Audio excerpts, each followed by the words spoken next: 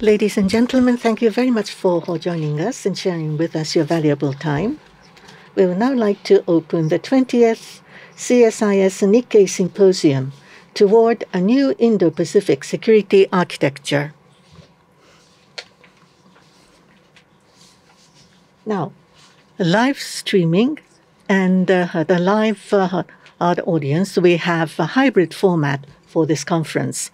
For part of the sessions, through the streaming screens, we will be able to accept the questions from the audience on online basis. If you could write into the boxes. Those of you who in this hall, if you could also come in through the streaming screen to ask your questions. Now, if there are too many questions being collected, the questions to be selected will be limited.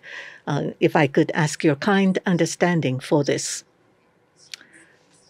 First, let me invite Dr. J.Hamre, the President and CEO of the CSIS. Dr. Hamre, please.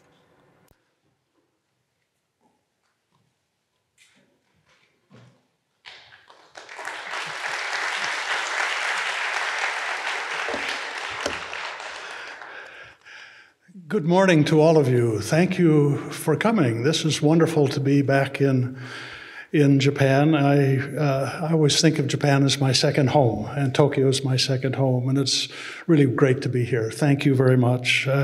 Before I begin, let me just say my sincere thanks to Chairman Okada, to President Hasebe for their very strong support for this forum. We've been doing this now for 20 years.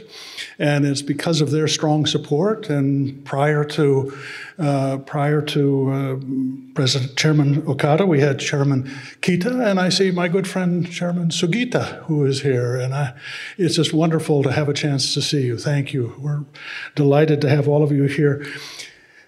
NIKKEI has been a constant champion for strengthening Japan and strengthening the Japanese-American alliance. And it's something I admire very much, and I want to thank you for your support. This is our 20th symposium. I first came when I was much younger, and now I'm old, and I'm a little tired. My strength is somewhat diminished, but the passion I feel for Japan and for this alliance still burns very strong in my heart, and I'm very encouraged every time I come to Japan. I celebrate the progress that has occurred over the last 20 years. When we held our first symposium, Japan was still a cautious, reticent power. It still was enduring the continued effects of the recession. It had a very limited, constrained view of its own national defense. Back then, there was no Ministry of Defense. There was a Japanese Defense Agency and a Japanese Self-Defense Force. There was no Ministry of Defense. The ministry was, or the military, I should say, was often kept in the back room, if it was allowed in the room at all. It wasn't allowed to be a part of debate and conversation in Japan. And it was often commonly said 20 years ago that Japan was the little brother. America was the big brother. This was a very common thing 20 years ago, but this has all changed. Japan has found its confidence again. Japan has brought its defense establishment out of the shadows. When America stumbled and we withdrew from the Trans-Pacific Partnership, Japan stepped in to lead all of Asia in creating the comprehensive and progressive agreement on Pacific trade. And just last year, we saw Prime Minister Kishida committing to a significant strengthening of the defense budget. This is remarkable and very welcome. All of this occurred during the past 20 years, during the time we've been holding these seminars. Every one of our meetings has called for a larger, more confident role by Japan in the security of Asia. We certainly can't take credit for all of the progress of the last 20 years, but I think we've played a very important role.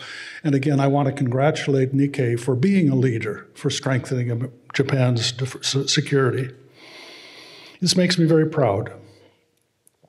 And I'm very proud that we've been able to partner with NIKKEI through all these last 20 years.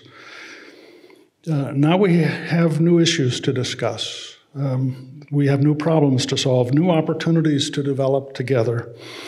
I believe we have two major structural issues that we should overcome on the way to a truly integrated alliance. One problem is an American problem, and the other problem is a Japanese problem. Let me start with the Japanese problem. Again, I say this with the greatest respect for the enormous progress that Japan has made to strengthen its leadership in the role in Asia. Japan, however, needs a greater and stronger integration of its intelligence functions. Japan has strong intelligence bureaucracies, and the Kantai plays a strong coordinating role. But in reality, the integration of intelligence is still a problem. In the United States, we have what is called all-source intelligence centers. These are analytic organizations within the intelligence community that are responsible for looking at all sources of intelligence information collected by the US government and then bringing it together into an integrated perspective. Multiple organizations in the United States have this all-source capability. We have it at the Central Intelligence Agency, we have it at the Defense Intelligence Agency, and as well as at the State Department. They all have access to each other's information. This gives the president the opportunity to hear different perspectives, but everybody seeing the same facts. Now, this doesn't end bureaucratic arguments between the intelligence agencies. That still is very strong. But each agency can argue its point of view based on underlying analysis that everybody can see. It does force a sharing of information across the bureaucratic lines of these organizations, and it raises the professional standards when one organization sees superb work done in another organization. Japan would benefit from a stronger, truly all-source analysis capability. We in the United States would also benefit from this because our diplomatic and defense strategies require deep collaboration with each other now. We are now equal partners in Asia, providing a security framework for all of Asia. But this leads me to the second problem, and this is the American problem. As experts in security policy know, America's approach to allied coordination in Asia has been called a hub and spokes system. America was the hub, and we had a series of bilateral relationships with different countries in Asia. This system evolved organically. We tried to create a NATO-like organization in Asia, but that failed. But we now have a very different situation. Japan has become a far more important partner for security throughout Asia, and especially in Southeast Asia. Japan has enormous commercial and diplomatic ties in Southeast Asia, which are vital for our shared security. And Japan is modernizing its defense forces substantially. But America's security organization undervalues the importance of Japan in this vast area of responsibility given to the Indo-Pacific Command. The Indo-Pacific Command is located in Hawaii. Japan is now a daily security partner, but the US military in Japan is still structured in the way it has been for the last 60 years. We now need to change the way we organize. We lack the senior command structure in Japan. We, the United States, lack the senior command structure in Japan that is needed to properly coordinate our activities together. The US command in Japan today cannot play this role, and the Pacific Command is far away, both geographically and conceptually, mentally. And we should note that the United States does not actually conduct military command operations through the regional commands like the Pacific Command. In a crisis, we set up joint task forces and combined task forces. Those task forces report directly to the Secretary of Defense.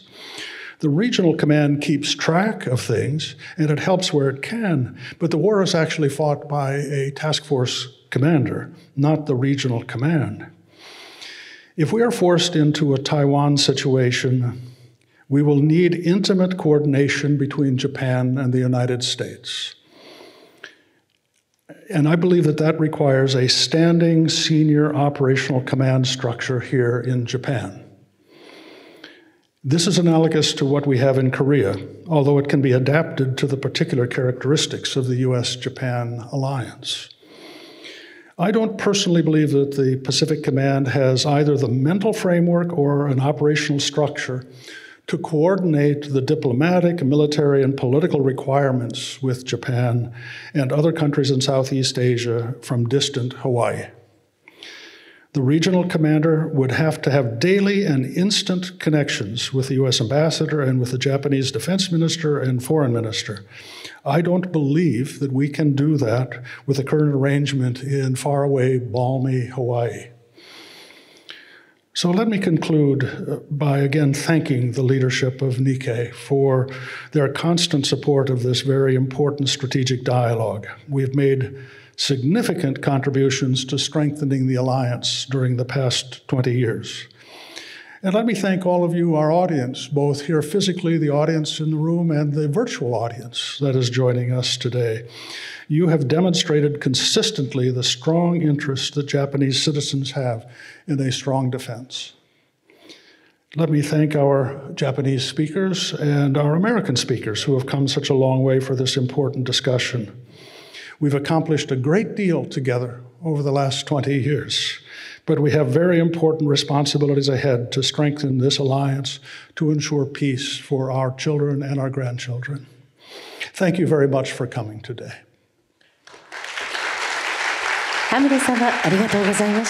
Thank you very much, Dr. Hamre.